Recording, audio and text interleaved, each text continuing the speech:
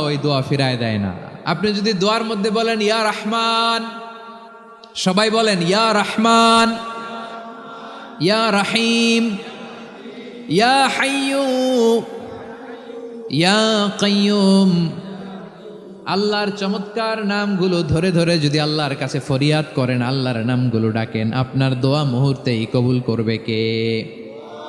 বিষ্ণু ঈসা ইসলাম এভাবে আল্লাহর নামগুলো ধরে ধরে জিকির করতেন, আল্লাহর নাম জপতেন। তিনি বলতেন আসআলুকা বিকুল্লি ইসমিন হুয়া লাক, আল্লাহ তোমার যত নাম আছে সব নামের ওসিলায় তোমার কাছে ফরিয়াদ করি, সব নামের ওসিলায়।